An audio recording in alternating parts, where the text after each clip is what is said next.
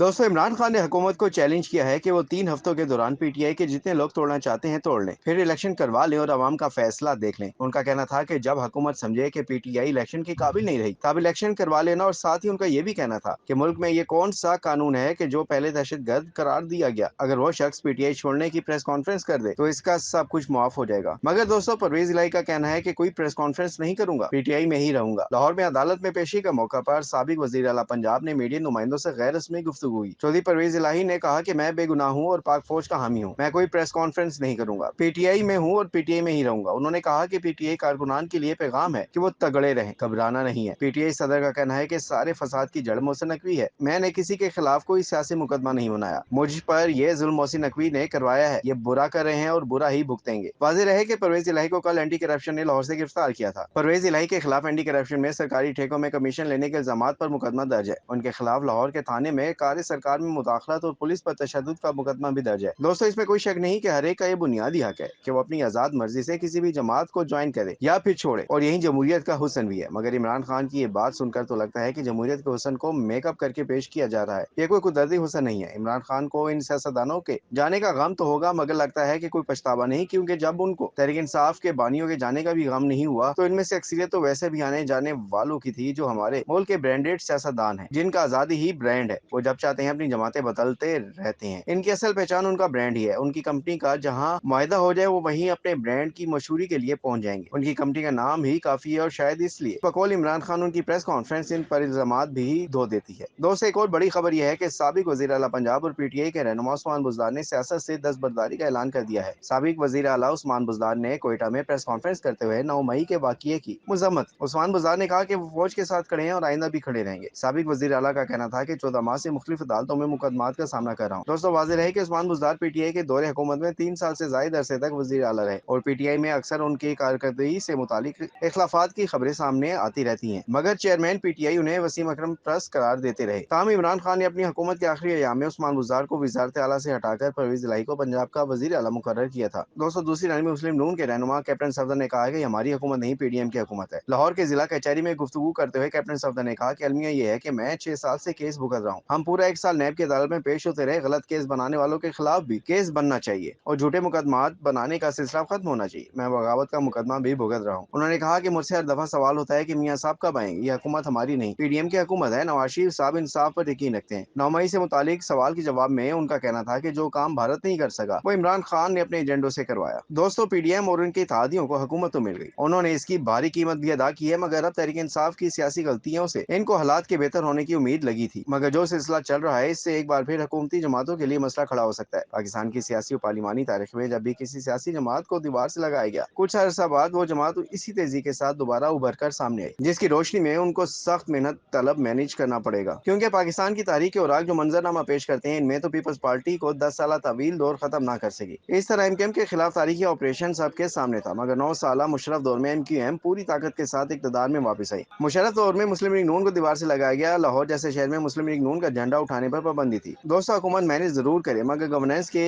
फितरी तवाजुन को ना बिगाड़ दे, क्योंकि इसका बिगाड़ किसी को रास नहीं आ सकता और इसके कई मिसालें मौजूद हैं जो हम मकाफात अमल कहते हैं। अगर कोई गैर फितरी मैनेजमेंट के जरिए से तोड़ा या जोड़ा जाएगा तो इसका जोड़ मजबूत साबित हो ही नहीं सकता और इस पर जब कभी दबाव पड़ेगा तो टूटना इसका कुदरती अमल होगा। और तहरीक इंसाफ को छोड़ने वालों की मिसाल भी इस तसलसल की एक मिसाल है। इंसानी हकूक की पामाली, जमहूरियत के हुस्न के मेकअप और कानून की हुक्मरानी के गैर आईनी और गैर कानूनी बंदोबस्त भी इसी तवाजुन की बिगाड़ की एक मिसाल है। अगर आज मौजूदा हुकूमत के दौर में सब कुछ होगा तो कल फिर उनके पास भी इन खिलाफ वर्जियों पर आवाज उठाने का कोई जवाब नहीं होगा और मुकाफात अमल का लुकमा बनना पड़ेगा। कल के जलसे में राना जीतून के रखो जैसे नारों से जो तासुर उभरा है वो किसी सूरत भी एक जमहूरी सियासी जमात का नहीं हो सकता। इस गलत रिवायत को खत्म करने का एक ही हल है कि असूली सियासत का दामन ना छोड़ा जाए और अपनी जिम्मेदारियों को रियासत की अमानत समझा जाए। इखलाफात और हिमायत की बुनियाद असूल हो। आईनी इख्तियारात और रियासत वसाइल मुल्क और कौम की अमानत होते हैं और अवाम जिसको भी रियासत के इंतजामात के लिए इनके इस्तेमाल की जिम्मेदारी सौंपती है इसको इंतहाई ईमानदारी, खलूस और जुर्रत के साथ मुल्की मफादात की खातिर इस्तेमाल करने चाहिए और अपने फराइज की अदायगी में अपने आप को जवाबदेह भी समझना चाहिए। दोस्तों, हुकूमत को 9 मई के साने के जिम्मेदारान को सजा देनी चाहिए, मगर इसमें किसी बेगुनाह को कोई भी नुकसान नहीं पहुंचाना चाहिए। और दूसरी तरफ तहरीक इंसाफ अगर अब भी अपनी माजी की गलतियों को छोड़कर असूली सियासत का दामन नहीं पकड़ती तो फिर इनको भी निजाम फितरत में बिगाड़ पैदा करने के नताइज से बाखबर रहना चाहिए। रियासत का रवैया समझना होगा। माजी में भी उन्होंने पीटीवी और पार्लिमान पर हमला किया था, मगर उस वक्त उनसे नरमी बरती गई, जिससे शायद इनके हौसले बढ़ गए, मगर अब वो रियायत मुस्तर नहीं है। कल एजाज उल हक का तहरीक इंसाफ से अलहदा होना भी कौमी इशारा है।